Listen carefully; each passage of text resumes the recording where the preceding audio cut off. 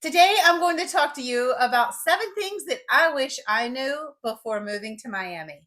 And I'm going to get started. This is going to be a good one. I'm going to get started now.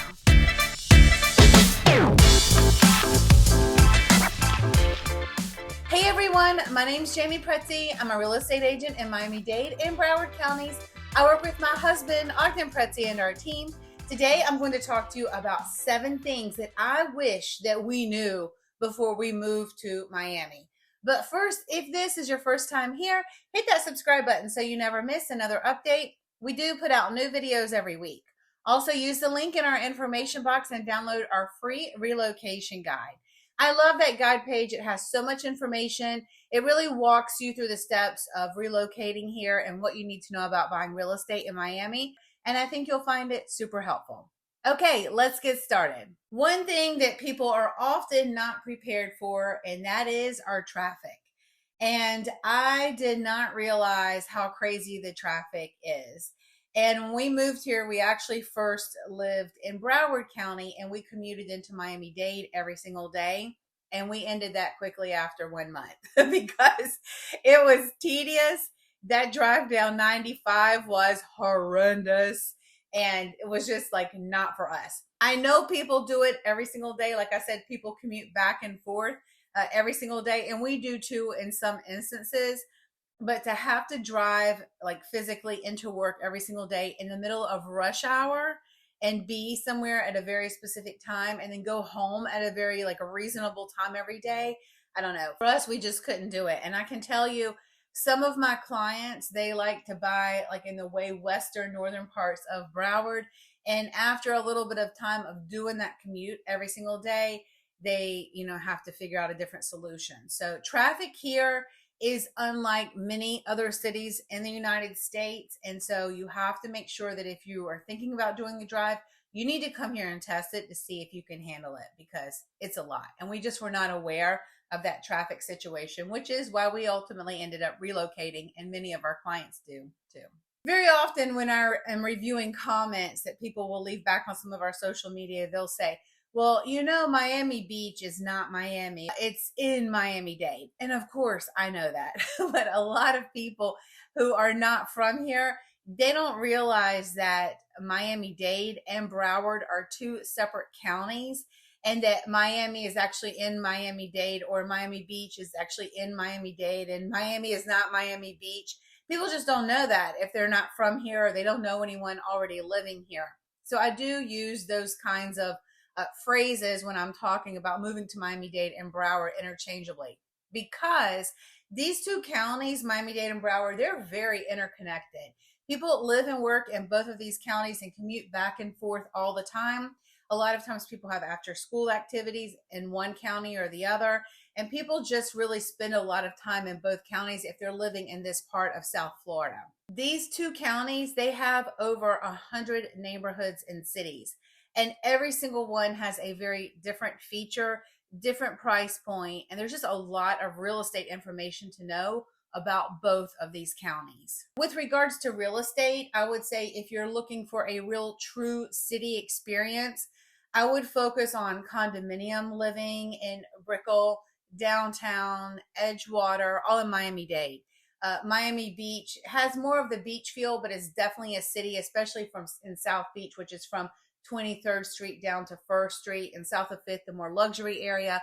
Sunset Harbor is also a more luxury area. West Avenue is a really great neighborhood on the western side of Miami Beach.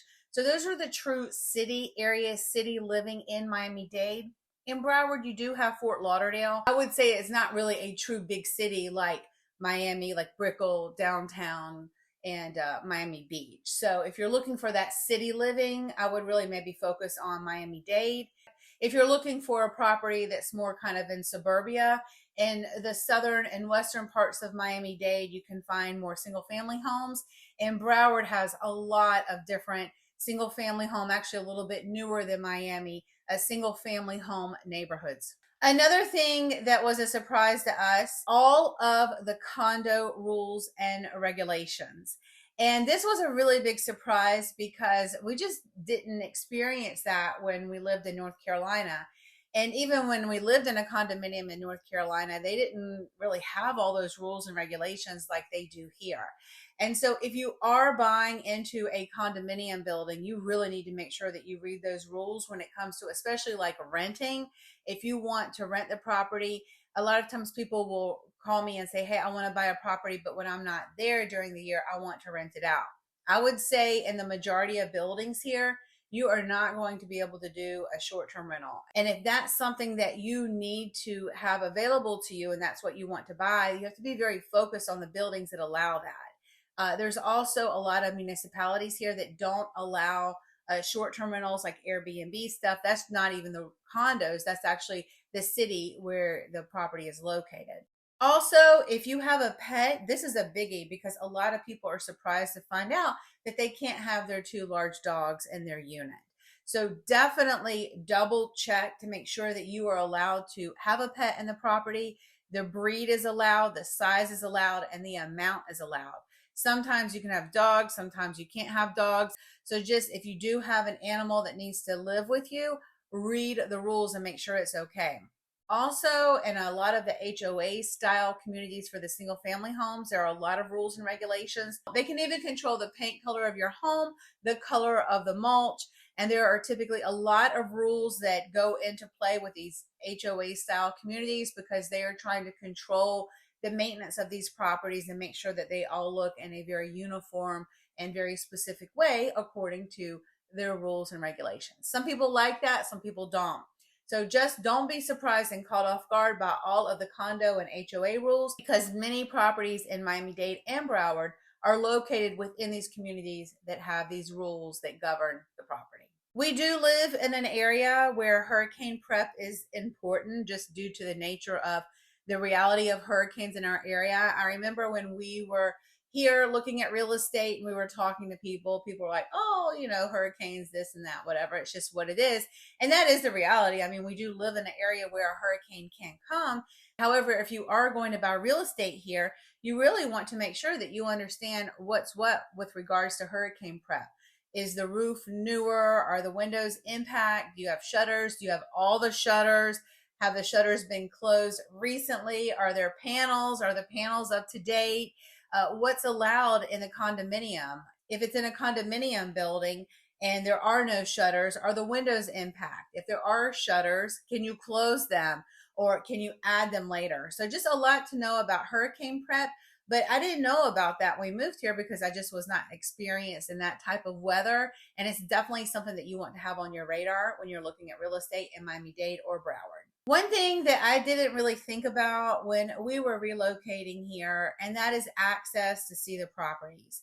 So I just really wasn't prepared that, for example, if I walked into a building, I couldn't just start looking at units. It just was not on my radar because that was not the type of properties that we lived in before we relocated to Miami. And you have to think about it. If you walk into a building with 300 units, that's most likely 300 different owners.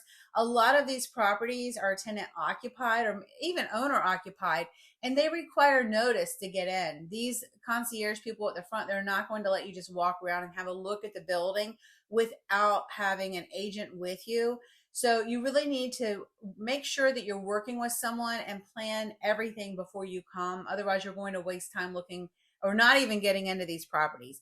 And a lot of, for example, the HOA style communities in Broward County, you have to have access to get into these properties. You have to make appointments because there's someone at the front, a security person, blocking entryway into the neighborhood. So you can't just go and say, hey, I'm looking at real estate, I'm just going to drive around. They're not going to let you in. So definitely a bit of planning before you come to look at properties for access and also for budgeting purposes because the budgets here vary based on many different factors and you need to have a bit of prep work to make sure that trip is worth your while. Miami-Dade and Broward counties, they have over 100 plus neighborhoods and cities, and there are way more neighborhoods than you even realize. So if you are thinking about buying real estate here, I would highly recommend that you reach out to a local agent so that they can guide you in getting the most for your money, and also guide you with regards to, where do you need to be every single day? What is that commute going to look like? And, are you getting a good deal for the amount of money that you have? Maybe you just need to go like a few streets over in an area that you didn't even realize existed. So definitely understand that there are so many different neighborhoods. I mean, in Miami-Dade, the price points, they can start at like 250 all the way up to like, 20, 30, $60 million.